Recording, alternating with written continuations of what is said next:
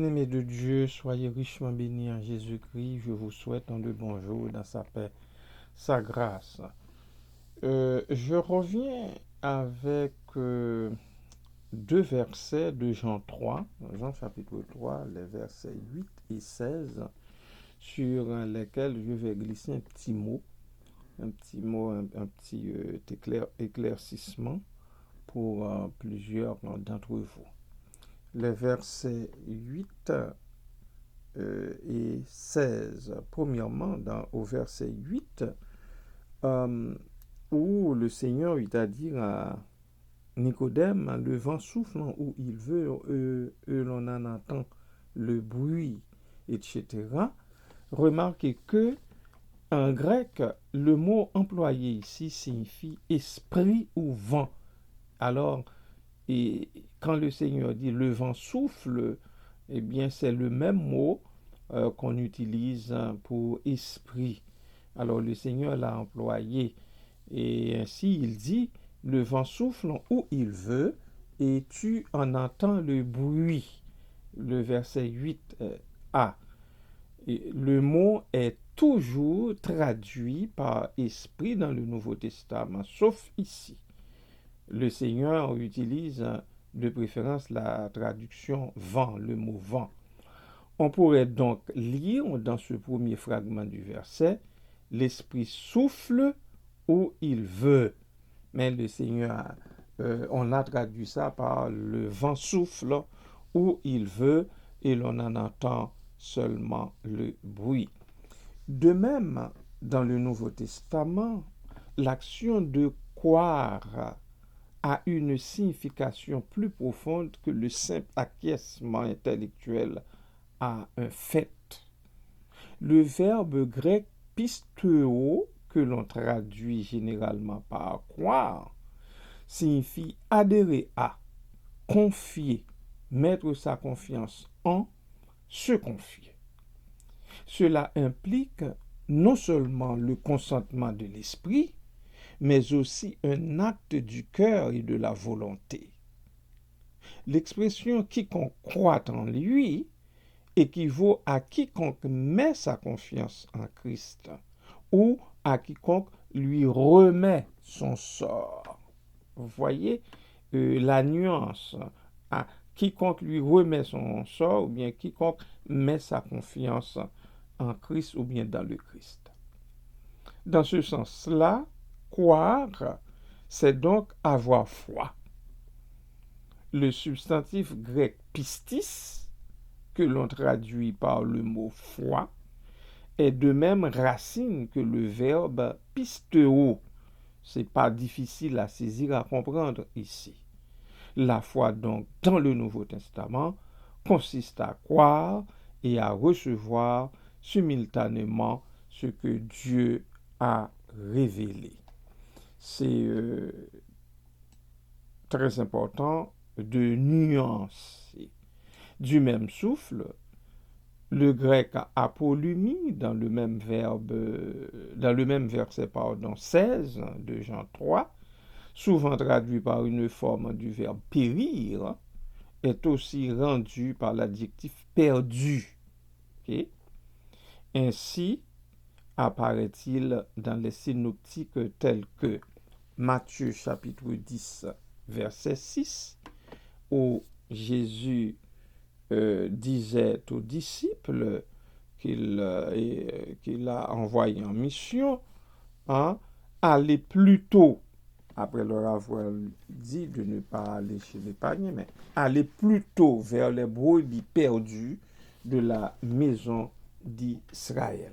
Aller plutôt vers les brebis perdues de la maison d'Israël.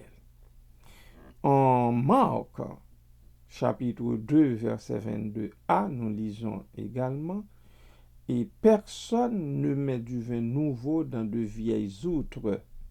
Autrement, le vin fait rompre les outres, et le vin et les outres sont perdus. » Encore une fois, on a utilisé ici le même verbe que nous avons à la fin de ce texte, de ce de cette partie, de la première partie du verset.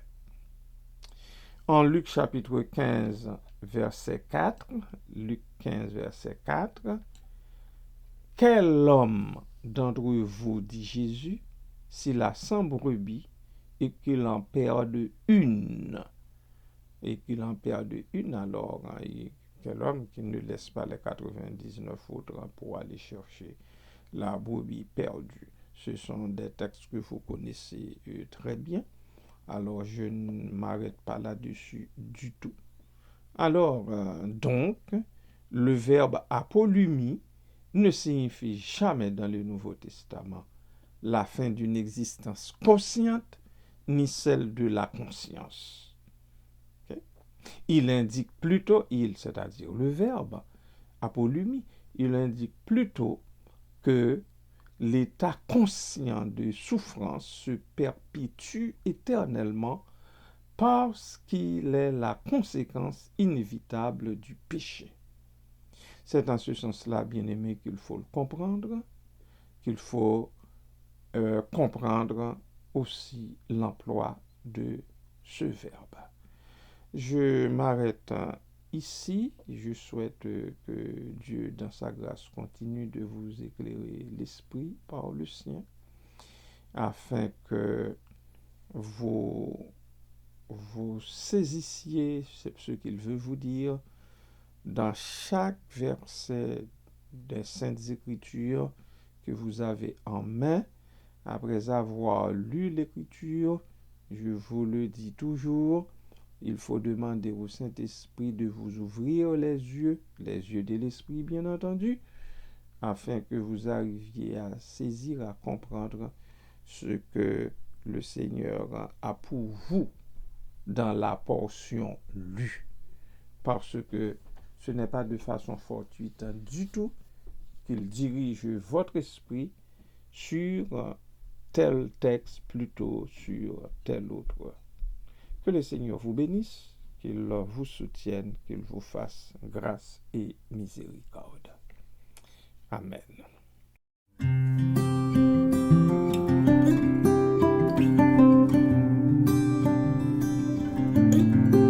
Celui qui met en Jésus une pleine confiance, jamais ne chancelle plus, compléter sa délivrance.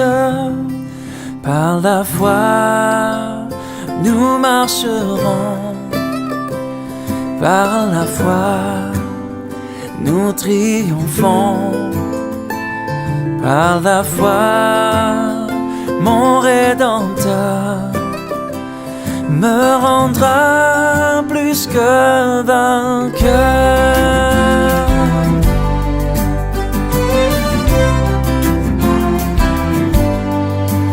Dans les jours d'adversité, quand tu sens gronder l'orage, regarde en sécurité, attristé, reprends courage.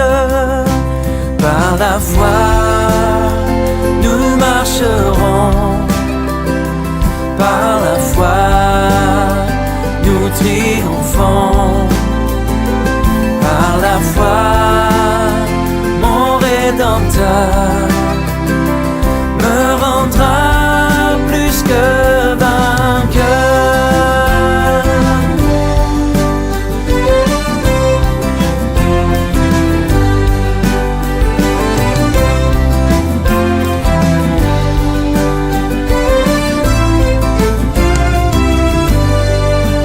Par la foi, je marcherai en comptant sur ses promesses. Par lui, je triompherai en tout temps de mes détresses. Par la foi, nous marcherons. Par la foi, nous triomphons. Par la foi, mon Rédempteur me rendra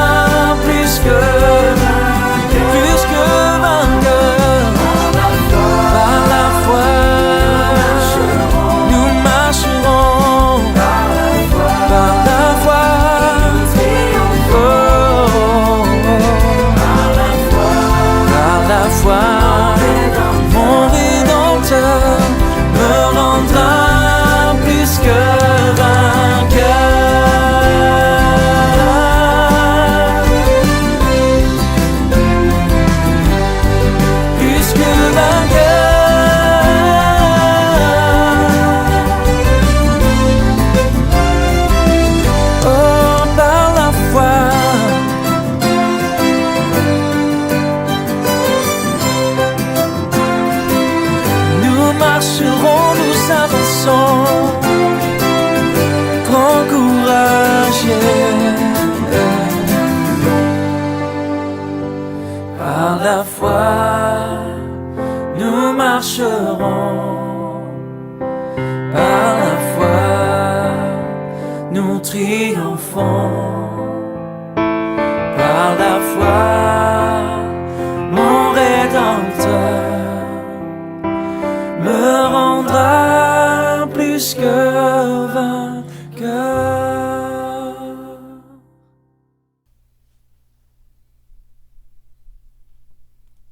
Adorable Père Céleste, en Jésus-Christ, nous te remercions infiniment pour ce jour que tu as créé.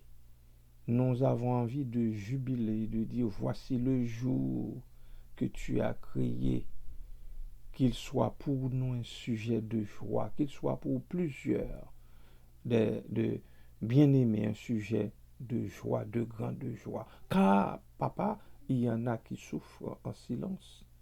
Il y en a qui n'osent même pas ouvrir la bouche pour parler à cause de leur souffrance, parce que la souffrance est tellement terrible. Papa, nous te remercions parce que tu nous donnes ce jour et j'en profite pour réclamer une grâce spéciale sur les bien-aimés qui souffrent en silence dans leur cœur, qui n'osent pas ouvrir la bouche pour en parler tellement c'est dur. Papa, qu'ils puissent trouver en toi leur joie, la joie du salut. Même au creuset de leur souffrance, ils peuvent trouver la joie du salut, leur joie du salut en toi. Merci Père. Fais leur miséricorde, qu'ils sachent qu'ils ne sont pas tout seuls dans la lutte qu'ils sont en train de mener. Qu'il s'agisse d'une lutte à cause d'une maladie incurable qui s'abat inattendument sur eux, qu'il s'agisse d'un deuil qu'ils sont en train de vivre, ou bien qui est difficile à être vécu, qu'il s'agisse, ô Dieu, d'une peine d'amour ou d'une peine d'autre sorte. Papa, je les remets entre tes mains. Je te prie pour eux. Sois avec eux. Soutiens-les dans ton amour. Qu'ils trouvent en toi leur secours et leur appui. Parce que toi, tu es un secours et un appui qui ne manque jamais dans la détresse. Merci Père. Merci Seigneur. Béni soit ton nom. En Jésus-Christ. Amen.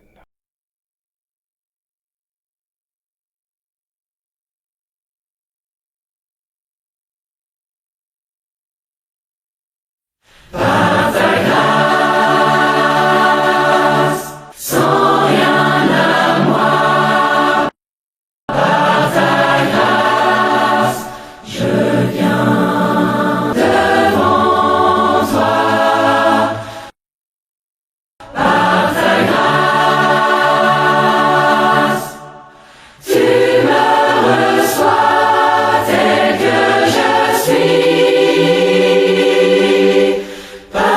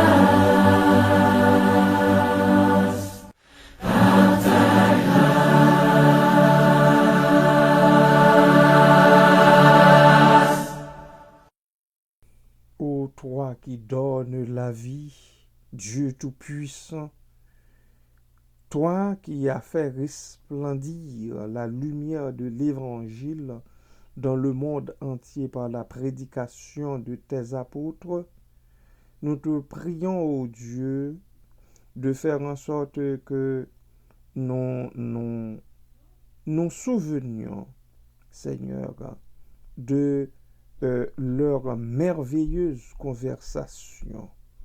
Nous te prions, ô Dieu, de faire en sorte que ta gloire éclate encore une fois parmi nous par notre connaissance acquise de leurs écrits, de leurs prédications, des différents récits bibliques lus, Seigneur. Merci, Papa. Aide-nous à être obéissants de cœur à la doctrine que ces serviteurs qui nous ont précédés ont prêché. Aide-nous, ô Dieu, à ne pas essayer de remettre en question ce qu'ils ont donné comme enseignement, comme, ô Dieu, précepte, comme conseil sur l'observance de tes lois et de tes ordonnances. Merci, Père Dieu Tout-Puissant et Éternel, toi dont le Fils unique, revêtu de notre nature mortelle, qu'il a prise pour l'amour de nous, a été présenté, Seigneur, dans ce monde, et Seigneur, qu'est-ce qu'il y a fait? Il a purifié nos cœurs et nos sens pour que nous puissions aussi nous présenter devant toi tous les jours de notre vie, un sacrifice vivant et saint qui te soit agréable. Merci Seigneur. Donne-nous, ô Dieu, de fleurir comme des lys dans les parvis de ta maison et de manifester devant les hommes et les femmes le parfum de nos bonnes œuvres, par l'exemple d'une vie sainte et pure, à la louange de Jésus-Christ, notre Seigneur et Sauveur. Merci Père, à toi, lui, au Saint-Esprit, soit toute la gloire, tout l'honneur, au siècle des siècles. Amen.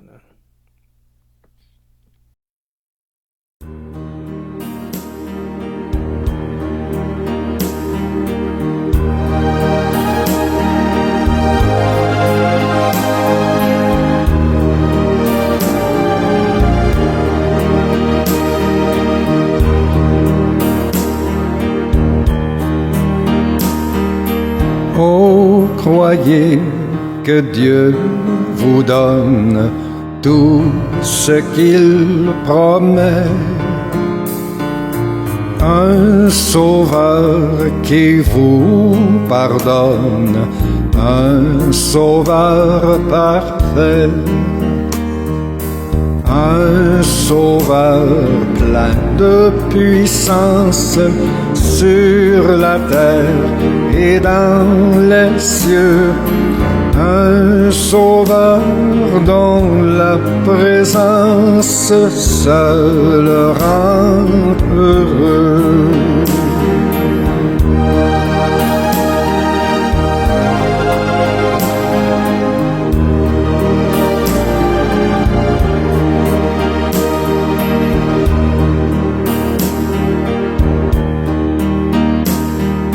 Ce sauveur vous fera vivre comme il a vécu.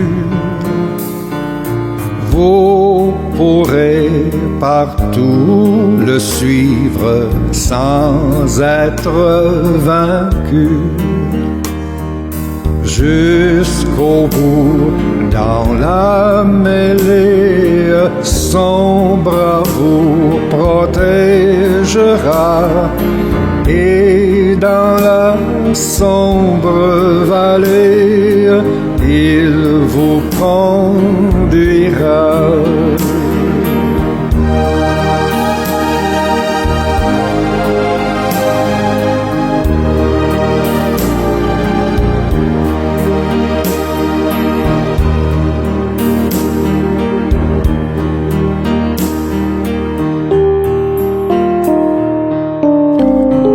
Ô Jésus, dis-leur toi-même que ta forte main fait passer celui qui t'aime par un sûr chemin.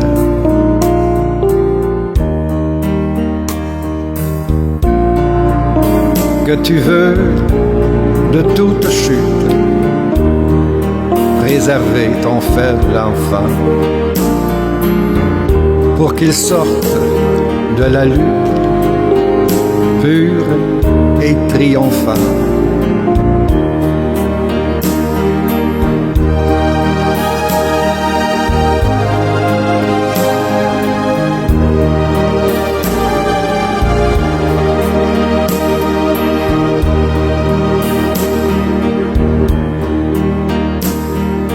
Oui, Seigneur, malgré l'orage et malgré la nuit, nous voulons prendre courage, fort de ton appui. Et joyeux, plein d'assurance, nous avancer vers le ciel, en saluant à l'avance le jour éternel. En saluant à l'avance le jour éternel.